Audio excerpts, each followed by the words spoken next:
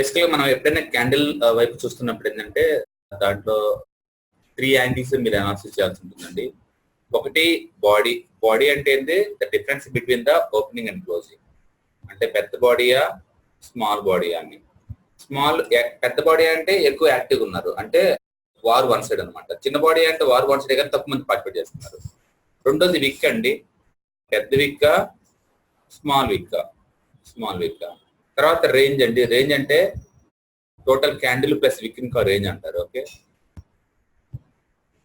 Candle plus విక్ ని అంటారు, కలిపి రేంజ్ అంటారు. అంటే మీరు అనాలిసిస్ ప్రతిసారి ఈ డిఫరెన్స్ చూస్తూ ఉంటారు. Okay, candle size body size తగ్గుతుందా పెరుగుతుందా, విక్ సైజ్ పెరుగుతుందా తగ్గుతుందా, అంటే ఎంటైర్ క్యాండిల్ అంటే విక్ ప్లస్ బాడీ పెరుగుతుందా తగ్గుతుందా. ఈ 3ని బిగ్ స్మాల్ యాంగిల్స్ లో మీరు అనాలిసిస్ చేసుకుంటూ పోవాల్సి ఉంటుంది ప్రతి క్యాండిల్ ని. ఓకే, వీటితో పాటు అడిషనల్ గా అంటే లొకేషన్, ఇది చాలా ఇంపార్టెంట్. ఎందుకంటే లొకేషన్ లేకుండా మనం క్యాండిల్స్ అనాలిసిస్ చేయలేము.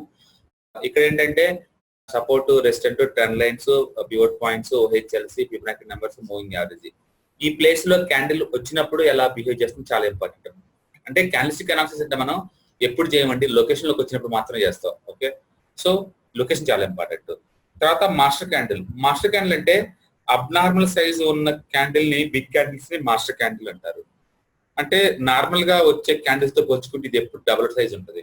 ఇంకోలా చెప్పాలంటే స్మార్ట్ మనీ కూడా అనుకోవచ్చు. అంటే ఇన్స్టిట్యూషనల్ షాపింగ్ ఫుట్ ప్రింట్స్ మనకి మాస్టర్ క్యాండిల్ లా పడుతూ ఉంటాయి. నెక్స్ట్ ప్రెసిడింగ్ క్యాండిల్స్ అంటే అంతకుముందు క్యాండిల్స్ ఏం చేస్తున్నాయని చాలా ఇంపార్టెంట్. అంతకుముందు candles big candle, small candle, ఎక్కడ బయలుదేరి ఎక్కడికి వచ్చే ఇవన్నీ ఇంపార్టెంట్. అందుకని ప్రీవియస్ గా క్యాండిల్స్ కూడా ఇంపార్టెంట్. ఇవన్నీ యాంగిల్స్ మరి వాచ్ చేసుకోవాలి.